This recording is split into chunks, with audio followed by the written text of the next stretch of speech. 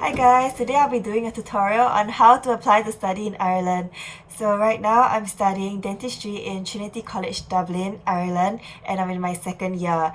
And before I get started on the tutorial, I just wanted to tell you guys that this is the application route for Singaporeans. For Malaysians, it's pretty much the same. But if you're from a different country, if you're not from Singapore or Malaysia, then I'm sorry, this video will be unapplicable to you. And also for Singaporeans, when I applied in 2019, the medical schools that were recognized by the Singapore Medical Council were NUIG, UCD, TCD and UCC, but then some schools were removed off the approved SMC list, so right now only TCD medicine is recognized. And for dentistry, TCD and UCC dentistry are both recognized and have been recognized in the past.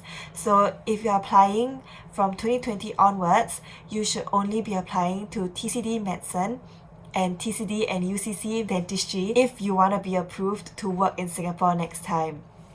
And I do know of Singaporeans who continue applying for NUIG, UCD and UCC medicine even when they were taken off the approval list because they have other plans for the future and don't intend to return to Singapore to work right after graduation. So if working in Singapore right after graduation is not a concern for you, then yes, you can still go ahead and apply for these schools as far as I know. So yeah, okay, let's go to the tutorial now.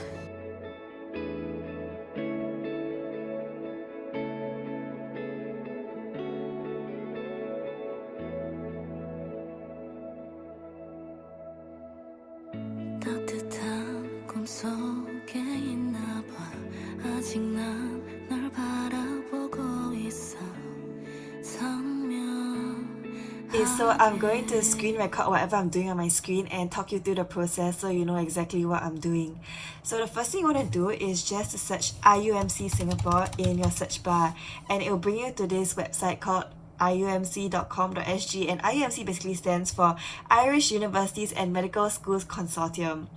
And right at Contact Us, you see email us at iumc@regiongroup.com.sg. So what I did was I sent an email to this email saying, "Hi, my name is Eveline. I am studying in this JC and I'm interested in applying to Ireland to study dentistry." And then they replied me and they said, "Okay, we've noted your interest. These are some documents that will help you find out more about the course." So for the documents, at that point in time when I emailed them, it was October 2018. So it was a year that I was taking my A-levels. But usually people apply for Ireland after their A-level results come out in February or March 2019. So we'll just look at the flyer that they emailed me back with all the information about studying Ireland. So this is page 1 of the IUMC flyer. So let's start with the top left hand corner. Okay, it says investment tuition fees. So the school fees you pay to study in Ireland is quite expensive because firstly, you're an international student. Secondly, you're studying a healthcare degree. So naturally, the fees will be more expensive than just studying any other degree that is not a healthcare degree in UK or US. So tuition fees. The annual tuition fee for admission year 2018 is €39,000. Tuition fees are subject to revision. So I was admitted in 2019 and my fee was also €39,000, but I'm not sure if it's still €39,000 because there may have been some changes due to COVID. So if you are concerned about the changes in the school fees, it'll be good to ask them when you email them so that they can clarify any doubts that you have. My year 1 tuition fee was €39,000, but it increased for year 2. So every year, school fees increase by around 2% to 4%. And you should be informed of this, but they don't inform you when you go for your interview or before you pay your 39k. So I'm just telling you now that yes, the school fees increase every year by 2% to 4%. So this year I paid around €41,000. Okay, so living expenses. Students are advised to provide between €13,000 to €15,000 per year of study for living and other expenses. So you may be wondering, why is it so expensive? Why are my living expenses so expensive? Okay, so basically the accommodation in Ireland and especially in Dublin is really expensive. The accommodation I'm staying in now is $10,000 for 9 months, and the accommodation I was staying in last year is around $9,000 or $8,000 for 9 months.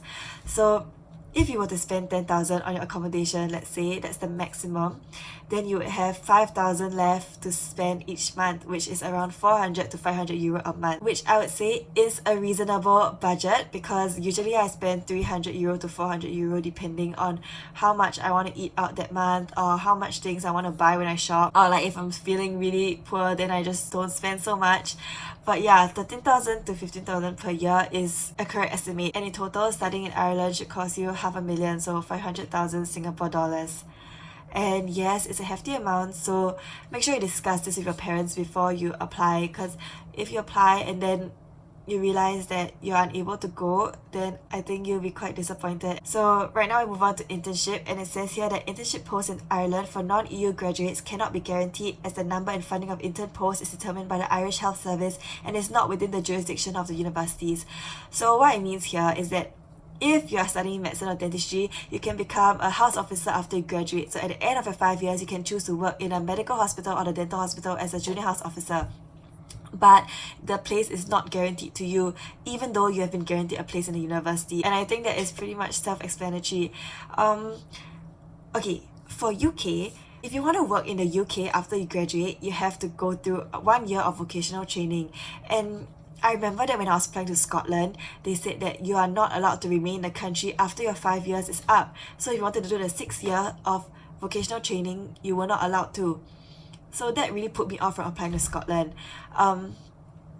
But in Ireland, there's no such thing. You don't have to have 1 year of vocational training. If you want to work in Ireland, the vocational training is only applicable to UK. So if you're worrying about the vocational training that you've heard about for UK universities, no, it's not a thing in Ireland. Once you graduate from your 5-year course in Ireland, you can choose to work at a private practice, or you can choose to apply for a junior house officer role in the dental hospital, but that is very, very competitive, and you'll be competing with the best of the best. Applying to the IUMC. As a general guide, applications for each annual intake in September must reach the local representative's office by the end of March of the year of admission, which is what I said just now. Most people usually apply on the year of their A-levels after their A-level results come out, so that they can submit their results slip together with their whole application.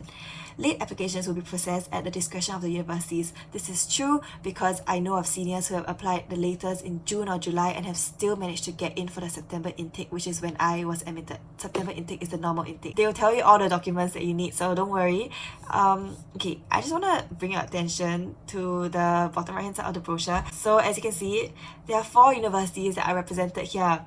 National University of Ireland Galway NUIG, Trinity College Dublin TCD, University College Cork UCC, and University College Dublin UCD. And as I mentioned just now, right now only TCD Medicine is recognised by Singapore, and TCD and UCC Dentistry are both recognised by Singapore. But there are still people applying to NUIG and UCD to study with the knowledge that their degree will not be recognised by Singapore when they graduate at the end of 5 years. Okay, so here we have health requirements. An applicant who receives an offer of a place is required to submit an original negative Hep B test result and proof of vaccinations as part of the acceptance procedures required by the medical profession. You are advised to perform the test and proceed with vaccinations as necessary upon getting an offer from the university if not done earlier. However, follow-up serology for evidence of immunity may be conducted upon registration at the university. Alright, so what this means is that if you get offered, you need to go through the relevant medical screening. So they'll give you a medical screening form, and you go to your GP and then you ask him to examine you and then fill in the form. So I did that, and I got my Hep B titer level tested, and I needed to get Hep B shots. So you can either get a Hep B booster shot, after which you take your titer level test again and see if you pass the titer level, or you can get your 3 Hep B shots from the beginning. And I chose to get the 3 Hep B shots from the beginning because I had like no Hep B vaccine titer in my blood at all. So yeah, I did my first 2 vaccinations for Hep B in Singapore, and I did my 3rd one in Ireland. And something they don't tell you is that the vaccinations in Ireland are free. So I actually should have done all my vaccinations in Ireland, or just did 1 vaccination in Singapore, but it was too late. I only realized that when I came here. Okay, so now we move on to the second page of the flyer. Okay, so about IUMC.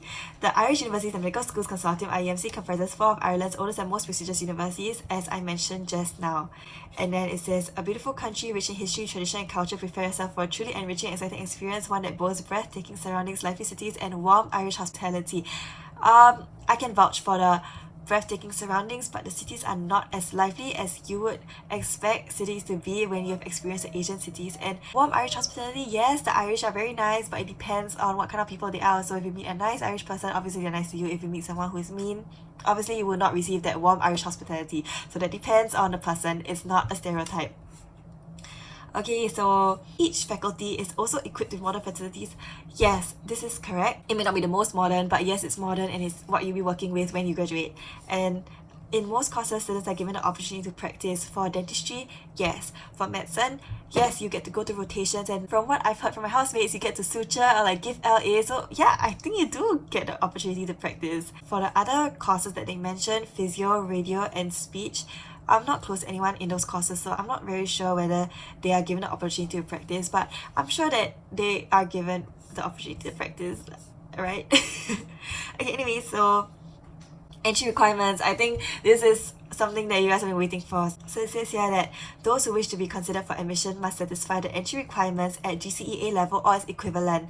There's keen competition for admission to all courses and the standard required is consequently high.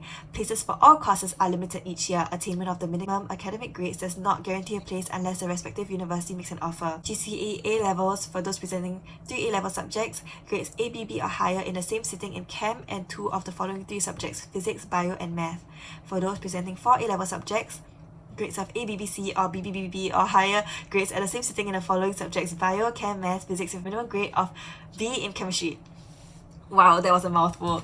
I took the A-levels. I did fulfill this criteria. I personally do not know